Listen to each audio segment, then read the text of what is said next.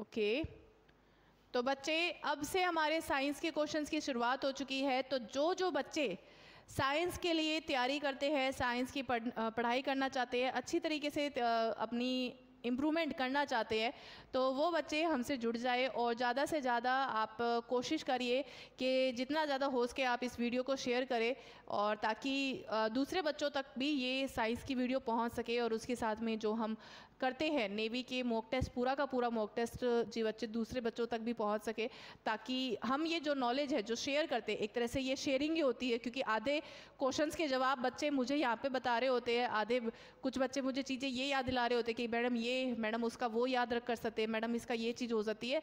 सो वो सब चीज़ें आप सब लोग जो देते हैं हमें, वो थैंक यू सो मच। उसके लिए मैं सच में बहुत दिल से आभारी हूँ।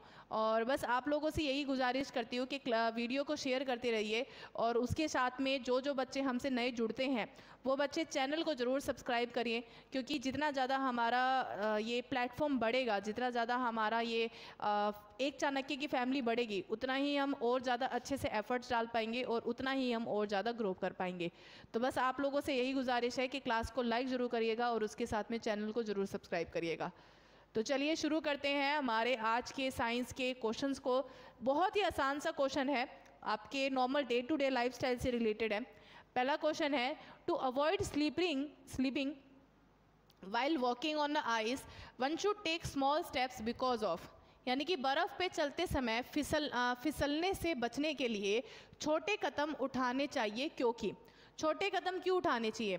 बड़ा घर्षण होना चाहिए, बड़ा घर्षण होएगा इसलिए बड़ा सामान्य प्रतिक्रिया होएगी, छोटा घर्षण होएगा या छोटा सामान्य प्रतिक्रिया होएगी, किसकी वजह से?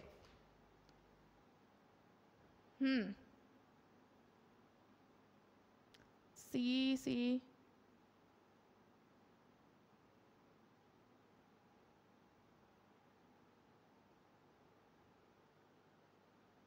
हाँ, लिस्बन मैंने गलत बता दिया यार, सॉरी। लिस्बन पोर्टुगल के रास्ते में है। हाँ, वो मैंने गलत बता दिया, वो लेबनान में दिमाग में आ रहा था। कहाँ पे है? लिस्बन, ठीक है, सॉरी, पोर्चुगल, ठीक है, वो मेरे लेबनान दिमाग में आ रहा था। लेबनान जो कि है, लेबनान की जो राजधानी है वो बेरूत है, ठीक है, Beirut, sorry. To avoid slipping किस लिए अवॉइड?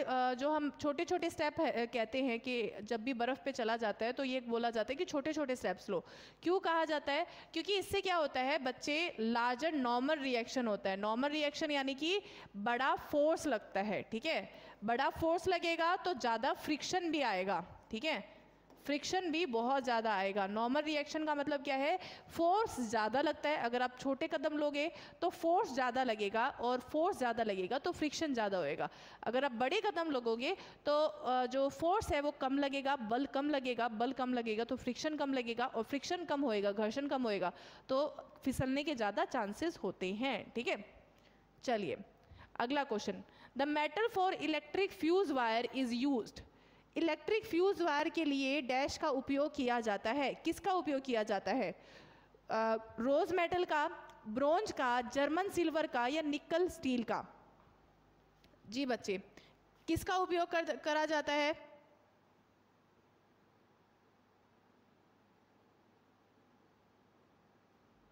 जी बच्चे, तो बच्चे हम इलेक्ट्रिक फ्यूज वायर का जब हम इस्तेमाल करते हैं तो उसके अंदर हम लेते हैं लेड, ठीक है, जो कि होता है पीबी, और साथ में टिन, ठीक है। लेड और टिन का एक अलॉय लेते हैं, टिन होएगा एसएन से, ठीक है। तो लेड और टिन का एक अलॉय लेंगे जो कि हमें मिलता है रोज मेटल में, ठीक है। रोज मेटल में क्या होता है? बिस्मथ होता है, ठीक है। क्या होता है? रोज मेटल में आपको मिलेगा बिस्मथ मिलेगा, ठीक है। उसके साथ में मतलब 50 या 58%, ठीक है, अराउंड 58% आपको बिस्मथ मिलेगा। फिर उसके बाद में लेड मिलता है, और फिर बाद में टिन। तो ये तीन चीज़ों से बना होता है रोज मेटल, जो कि आपको क्या मिलता है? फ्यूज वायर के अंदर मिलता है। फ्यूज वायर के अंदर क्या होता है? हाई क्या होना चाहिए? रेजिस्टेंस होना चाहिए, यानी कि प्रतिरोध होना चाहिए बहुत ज़्यादा, ठीक है। लेकिन उसके साथ में आपको मेल्टिंग पॉइंट क्या होना चाहिए? लो होना चाहिए, यानी कि गलनांक क्या होना चाहिए? कम होना चाहिए फ्यूज वायर बनाते समय, ठीक है। बाकी आपको ब्रोंज तो पता ही है, कॉपर और साथ में टिन को क्या बोलते हैं? ब्रोंज बोलते हैं, ठीक है। और जी बच्चे, जी जी जी,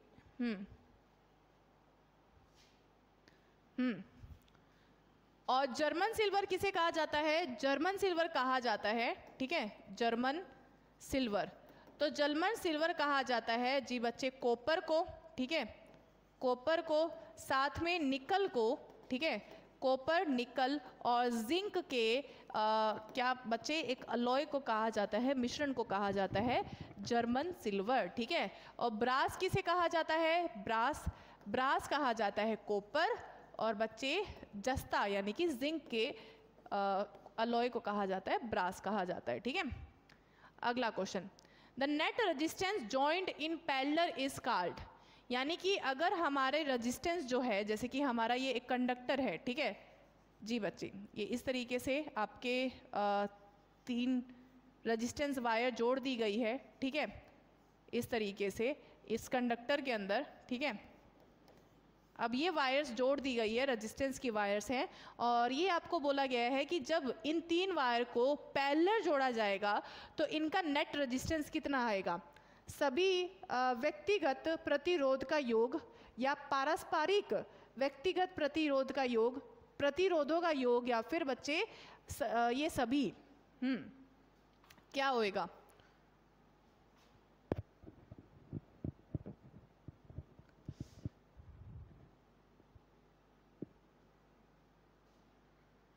जी बच्चे, तो बच्चे सही आंसर क्या होगा? जैसे हमारे रेजिस्टेंस क्या होएगा, मतलब एक हमारा रेजिस्टेंस है R, ठीक है। हमारे ये रेजिस्टेंस कौन कौन से हैं? R1, R2, चलो मैं एक बना के दिखा देती हूँ, ठीक है। जैसे हमारे 3 रजिस्टर्स है R1, R2, ठीक है, और R3, इनको पहले जोड़ा गया कहाँ पे? पैरेलल के अंदर, ठीक है। पैरेलल के अंदर जब हम जोड़ते हैं, यानी कि समानांतर की तरफ जोड़ते हैं, तो इनका टोटल योग क्या होता है? टोटल योग होता है कि 1/r क्या कहलाता है? मतलब टोटल जो r होएगा वो कितना होएगा? 1/r1 प्लस में 1/r2 प्लस में 1/r3, ठीक है।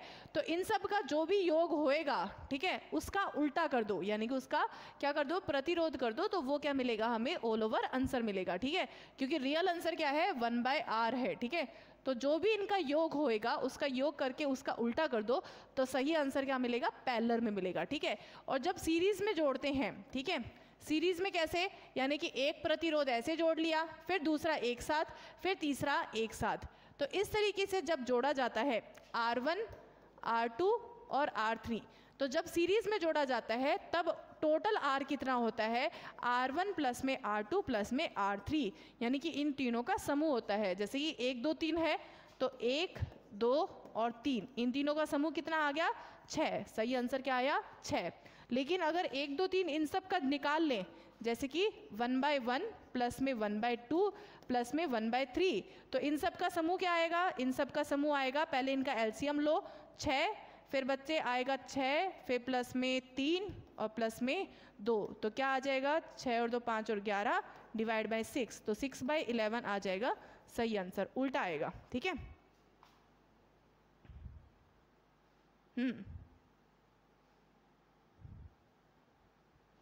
किसको समझा दूँ? क्या कर रहे हो तुम लोग? किससे लड़ाइयाँ लड़ रहे हो?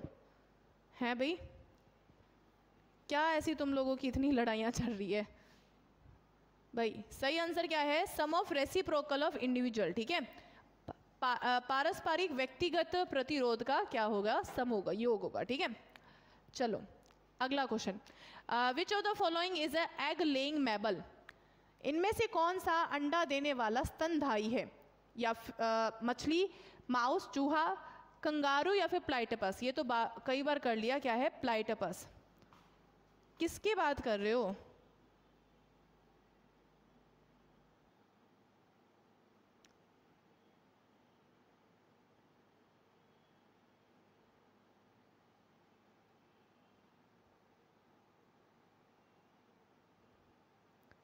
साइलेंट बॉय, तुम यहाँ पे हमें धमकी दे रहे हो कि ना पढ़ूंगा ना पढ़ने दूंगा? हाँ मेरे सामने धमकी दोगे? हैं? ना पढ़ूंगा ना पढ़ने दूंगा, वाओ सही है।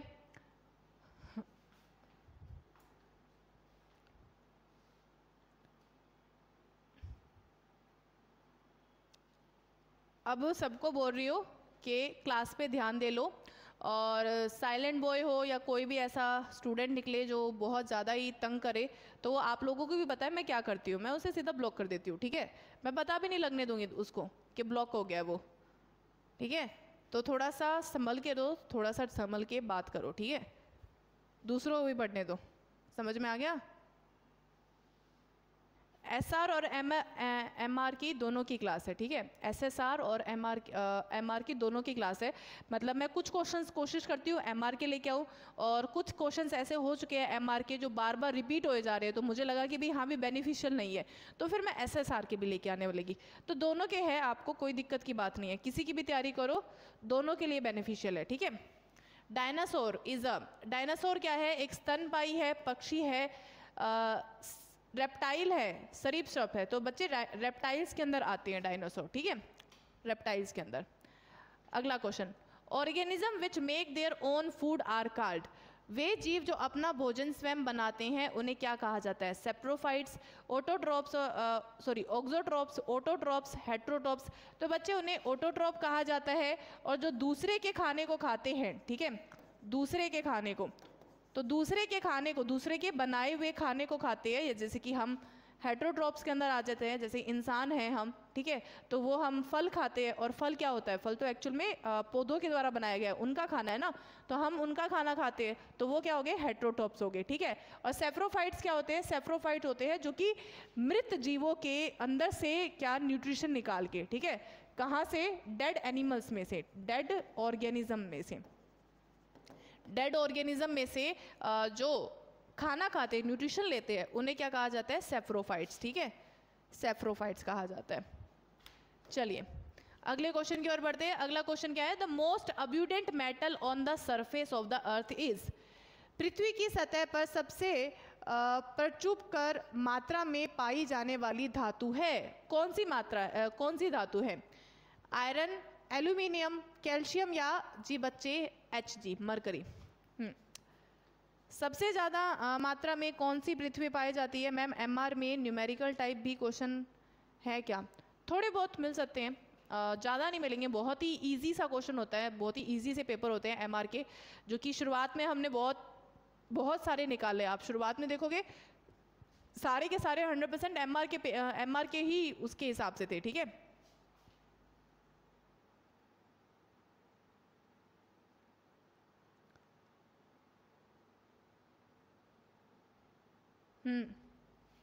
तो सही आंसर क्या है? एल्यूमिनियम, ठीक है। मोस्ट अब्यूडेंट जो मेटल है वो एल्यूमिनियम है, लेकिन ये है धरती की सतह के ऊपर। लेकिन अगर आप बात करो धरती के अंदर सबसे जो ज़्यादा एलिमेंट जो पाया जाता है वो है ऑक्सीजन। ऑक्सीजन जो है वो धरती के अंदर सबसे ज़्यादा मात्रा में पाया जाता है, ठीक है। अगला question, any sample of natural water which contains more than 2% of dissolved salt specially to the common salt is called. यानी कि प्राकृतिक जल का कोई भी नमूना, ठीक है, जिसमें 2% से अधिक घुले हुए लवण विशेष रूप से सामान्य नमक होते हैं, उसे पीने योग्य जल कहा जाता है। उसे किस तरह का जल कहा जाता है? तो उसको कहा जाता है सलाइन योग, ठीक है, सलाइन जल, ठीक है, यानी कि खारा जल कहा जाता है। मतलब अगर उसके अंदर 2% से ज़्यादा उसके अंदर नमक है तो वो क्या कहलाता है? खारा जल कहलाता है, ठीक है। अगला क्वेश्चन, फ्रोथ फ्लोटेशन प्रोसेस में be used to increase the concentration of the mineral in. यानी कि खनिज की सांद्रता बढ़ाने के लिए, खनिज की सांद्रता बढ़ाने के लिए झाग प्लवल प्रक्रिया का उपयोग किया जा सकता है। किसके लिए? चाल्कोपाइराइट के लिए, बॉक्साइट के लिए, हेमेटाइट के लिए, या कैलेमाइन के लिए? कौन से ओर के लिए हम निकाल सकते हैं, किसका इस्तेमाल करते हैं? Froth floatation process.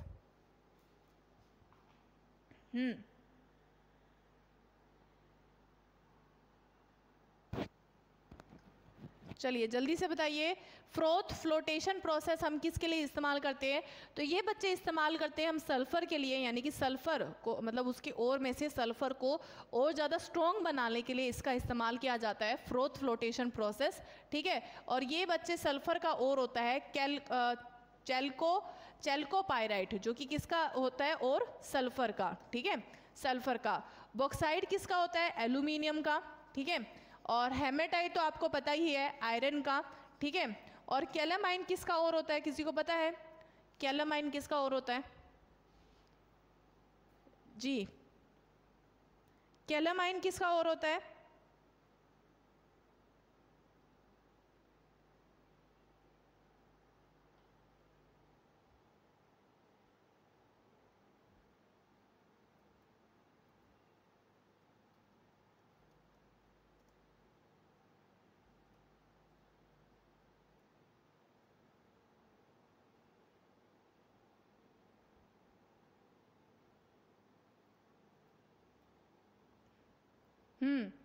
तो कैलामाइन किसका और मिलेगा? कैलामाइन और मिलता है बच्चे जिंक का, ठीक है, जिंक का। और क्यूपराइट किसका मिलता है? क्यूपराइट मिलता है बच्चे हमें किसका? जी बच्चे, कॉपर का, ठीक है। क्यूपराइट मिलता है कॉपर का। अगला question, a mineral is known as the ore if a metal if the metal, एक खनिज जो अयस्क के रूप में जाना जाता है यदि धातु इससे उत्पादित नहीं किया जा सकती, इससे उत्पादित किया जा सकता है, इससे लाभप्रद रूप से उत्पादित किया जा सकता है, या फिर जी बच्चे बहुत महंगा होता है। जी बच्चे, सोडियम नहीं, सॉल्ट, हाँ सोडियम पे सॉल्ट पेपर बच्ची, ये सॉल्ट पेपर वही है ना, नमक, ठीक है। तो सोडियम का सॉल्ट पेपर हो गया पर वो बहुत ही आसान सा हो गया।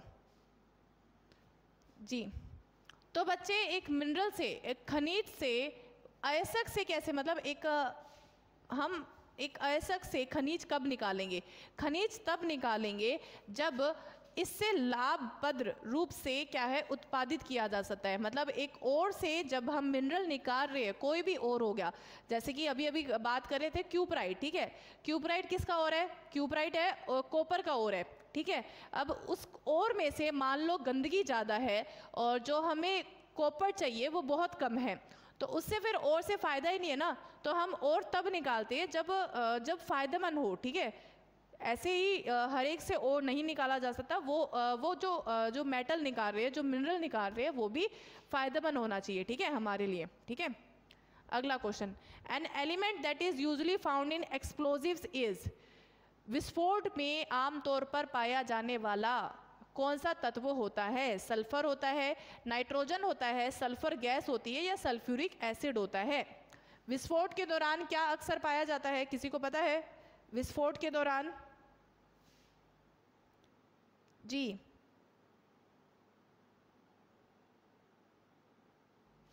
जल्दी से बताइए, विस्फोट के दौरान क्या मिलता है हमें? तो विस्फोट के दौरान हमें मिलता है नाइट्रोजन, ठीक है।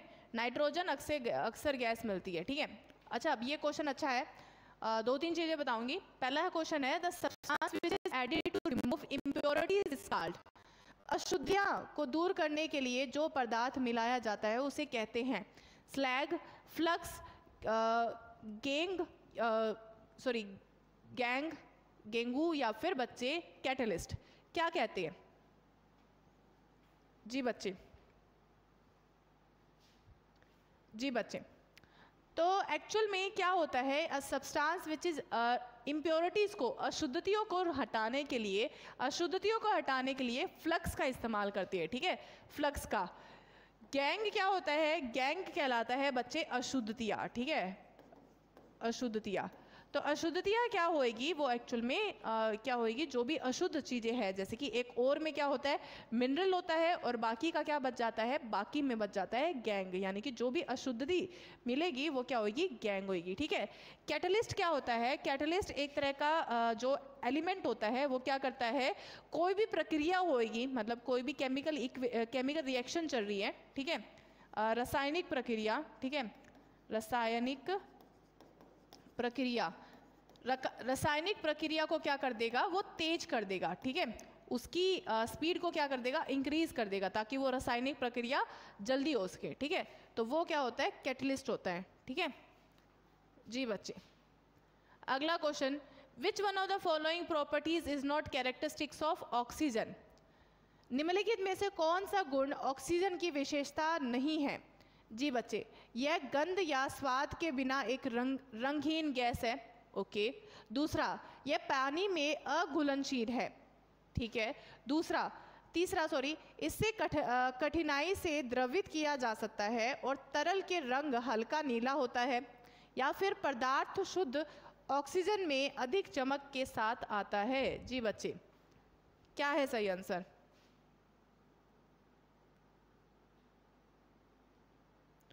दोनों हैं, आसान क्वेश्चंस भी है, हार्ड क्वेश्चंस भी है। मेरा फर्ज बनता है ना हार्ड क्वेश्चंस भी लेके आऊँ। फिर सारा टाइम आसान क्वेश्चंस लेके आती रहूँगी, फिर फ़ायदा ही क्या है आपको लोगों के लिए? आपका क्या फ़ायदा होएगा बताओ?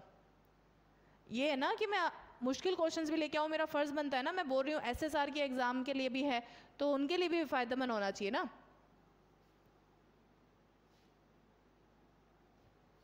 देखो, ऑक्सीजन क्या ऐसी होती है, ऑक्सीजन सबसे पहले एक कलरलेस यानी कि रंगहीन गैस होती है, उसमें कोई स्मेल नहीं आती, ऑर्डरलेस होती है, ठीक है। और ऑक्सीजन जो है वो पानी में घुल सकती है, ठीक है, पानी में मिक्स हो सकती है। तो सही आंसर क्या हो गया? ये बी गलत है, पानी में एक्चुअल में ऑक्सीजन घुल सकती है, ठीक है। और विस्फोट में तो ऑब्वियसली मतलब कोई भी चीज़ हो जलने में ऑक्सीजन का बहुत बड़ा महत्वपूर्ण रोल होता है, ठीक है। अगला question, toilet soap is a mixture of, toilet soap किस चीज़ का मिक्सचर है? कैल्शियम और सोडियम साल्ट का, फैटी एसिड और ग्लाइसरोल का, sodium salt of fatty acid का, या potassium salt of fatty acid का? तो टॉयलेट सोप होते हैं potassium salt of fatty acids का, ठीक है। अगला क्वेश्चन, फैट है, वसा क्या है इनमें से? लिपिड है, प्रोटीन है, कार्बोहाइड्रेट है, या एमिनो एसिड है? जी बच्चे, वसा क्या है इनमें से?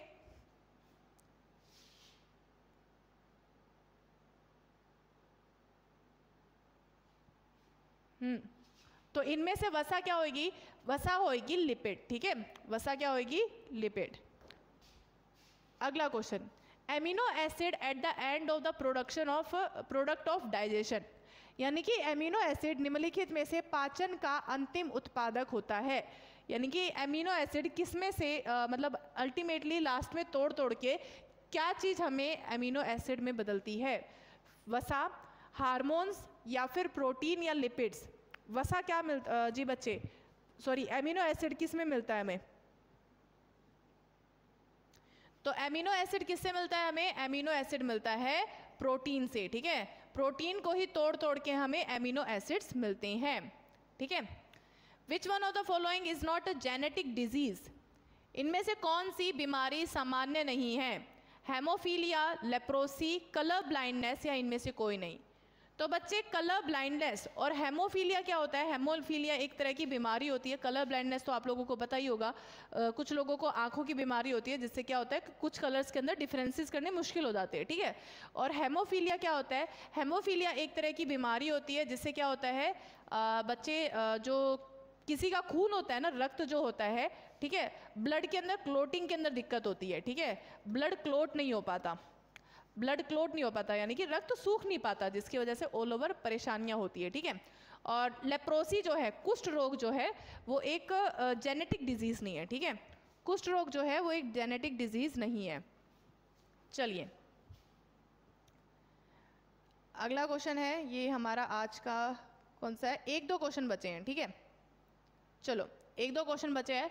Alpha keratin is a protein present in, alpha keratin एक प्रोटीन है जो डैश में पाया जाता है, रक्त में, त्वचा में, ऊन में, या एग में? जी बच्चे, अल्फा कैरेटिन किस में पाया जाता है? अल्फा कैरेटिन,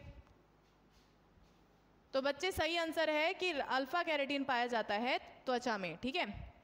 चलो ये आसान सा क्वेश्चन है, सभी को आता होगा, बहुत ही आसान सा क्वेश्चन है। क्वेश्चन है, the unit of force in MKS system, MKS प्रणाली में बल की इकाई क्या होती है? न्यूटन, डाइन, पाउंडल, या फिर वाट? जी बच्चे, MKS के अंदर जी बच्चे फोर्स की इकाई क्या होती है? फोर्स में आपको पता ही है कि SI इकाई क्या होती है? SI इकाई होती है न्यूटन, करेक्ट, न्यूटन। तो आपको बताना है MKS के अंदर क्या इकाई होती है। तो बच्चे वैसे सही आंसर तो इनमें से कोई नहीं है, क्योंकि डाइन होती है CGS की इकाई होती है, और MKS के अंदर होती है किलोग्राम मीटर पर सेकंड स्क्वायर, ठीक है। किलोग्राम मीटर पर सेकंड स्क्वायर वो होती है MKS के अंदर इकाई होती है, ठीक है, MKS के अंदर। न्यूटन तो वो SI की इकाई होती है, ठीक है। Hepatitis B which affects liver is actually hepatitis B जो है, जो लीवर को प्रभावित करता है, वो क्या है? एक तरह का वायरस है, बैक्टीरिया है, प्रोटोजोआ है, या फिर हेमिल्टर है। तो वो एक तरह का वायरस है, ठीक है, वायरस है। चलिए, तो आज हमारे इसी तरीके से क्वेश्चंस खत्म हुए। तो उम्मीद करती हूँ आप सब लोगों को क्लास अच्छी लगी होगी, क्वेश्चंस अच्छे लगे होंगे। सो आप लोगों को क्वेश्चंस अच्छे लगे होंगे तो प्लीज़ क्लास को लाइक ज़रूर करिएगा, और उसके साथ में जो बच्चे हमें पहली बार देख रहे हैं चैनल को ज़रूर सब्सक्राइब करिएगा। और नोट्स चाहिए तो नोट्स आप लोगों को पता ही है, हमारा एक चाणक्य विद्यापीठ नाम से टेलीग्राम चैनल है, यहाँ पे आप लोगों को सारे नोट्स, सारे PDF यहीं पे मिलेंगे, ठीक है। और कोई भी दिक्कत हो तो प्लीज़ बता दीजिएगा, कमेंट सेक्शन में कमेंट करके बता दीजिएगा, या फिर अगर ये है कि भी क्वेश्चंस को इम्प्रूव करना है, क्वेश्चंस को चेंज करना है, तो वो भी हो जाएगा, ठीक है। तो बस आज यहीं विदा लेते हैं। Thank you so much, and उम्मीद करती हूँ आप सबका दिन शुभ जाए, और फिर बाद में हम दोबारा मिलते हैं 4 बजे की क्लास के अंदर, ठीक है। फिर दोबारा नए क्वेश्चंस करेंगे, और 4 बजे की क्लास ज़्यादा लंबी नहीं होने वाली है, छोटी रहेगी। फिर बाद में हम बस इसी तरीके से मिलते रहेंगे, ठीक है। So thank you so much, have a good day, bye.